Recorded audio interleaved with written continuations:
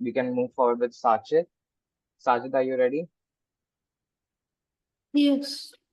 Okay. Ma'am, could you please give him the answers the little share? Yeah, sure. Access has already been given. He can share his screen.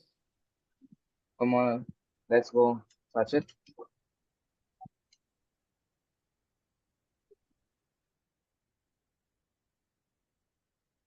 So, good morning and good afternoon, everybody. My name is SACHCHIT.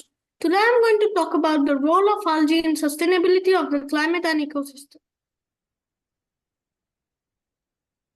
So, these are the sustainable development goals that also come while talking about microalgae, like zero hunger, which is the second, affordable and clean energy, which is the seventh, 12, responsible consumption and production, which is 12th, 13th is climate action, and 14th is life below water. So what's microalgae? Microalgae, a promising source of valuable biomes. Microalgae are a group of autotrophic microorganisms that live in marine, freshwater, and soil ecosystems and produce organic substances in the process of photosynthesis. Due to their high metabolic flexibility and adaptations to various cultivation conditions, as well as the possibility of rapid growth, the number of studies on their use as a source of biological valuable products is growing rapidly. So microalgae are single-cell algae species that can survive individually or in clusters. They're among the most important groups of organisms in the planet because they produce approximately half of the atmospheric oxygen on Earth, while also consuming vast amounts of greenhouse gas, carbon dioxide. Microalgae play an important role in absorbing excess nitrogen and phosphorus in natural water systems, while absorbing carbon dioxide. Thus, a mass culture of microalgae represents a viable approach to wastewater treatment. So this is wastewater which is flowing down to the river or sea, any water body.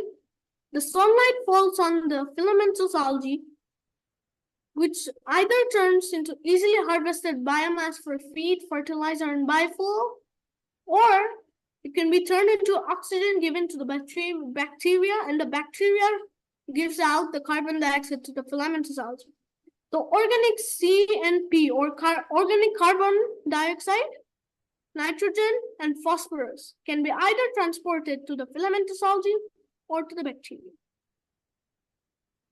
With a rising global population, increasing wealth and health awareness, the demand for energy, nutritious food, and other resources has become insatiable, which means it cannot satisfy us.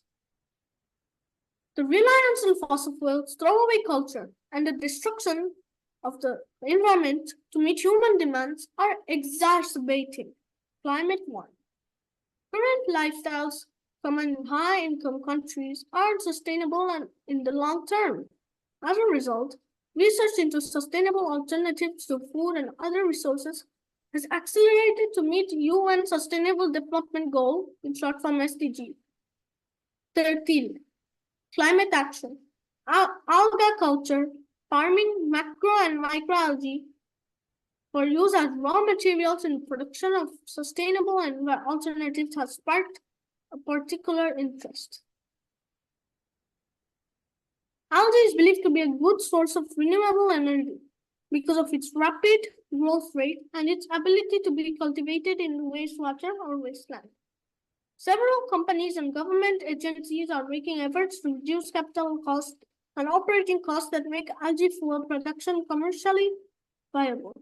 Algae are the fastest growing plant and theoretically have the potential to produce more oil or biomass per acre when compared to the other crops and plants. However, the energy efficiency ratio and carbon and water footprint for algae-based biofuels still need to be evaluated in order to fully understand the environmental impact of the algae-derived biofuels. So this is sunlight, this is falling on algae. which all can be extracted by machines by squeezing the algae. The algae either can be converted to protein residue or to biodiesel production. So, the biodiesel production can be converted into renewable fuel, which can be used in existing technology like factories and companies, which releases carbon dioxide, which is absorbed by the algae. Microalgae is a photosynthetic microorganism contributing to a large portion of the primary food chain in aquatic ecosystems. Microalgae are playing the most important role in mitigating atmospheric carbon and depletion of greenhouse gases and emissions. Microalgae are algae too small to see with human eye that live on both fresh and seawater. They also are responsible for half of fixation of the carbon that occurs on Earth through photosynthesis. Conclusion. Algae occupy a place at what we often refer to as the bottom of the food chain. Because it's a producer, it's at the bottom of the food chain. However, this language dismisses the exceedingly important role in algae in human existence, shaping and understanding the planet and becoming an increasingly important resource for living sustainability. Rather than being at the bottom of the food chain, algae should be recognized as the vital key to support of all life, which is the unique ability to turn light energy from the sun into carbon-based molecules that society harnesses and uses in countless ways. We rely on algae for their nutrients and proteins, but most important is their lipids. So lipids are fats in the algae, which can be used as medicinal value because they also have anti-inflammatory medicines or the chemicals of the medicines. So the conclusion is I want to tell you that algae has an important role to play in our society. Algae makes carbon cycling and also oxygen production. Thank you. Thank you, Sachit. That was a very informative slide which you showed to us, and quite impressed with it. For your age, it was quite informative.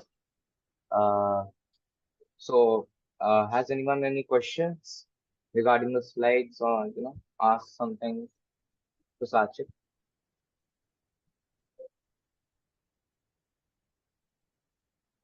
And Sachit, could you stop sharing the screen?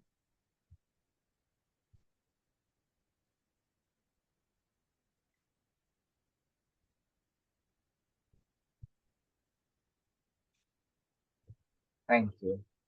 Now, does anyone have any question regarding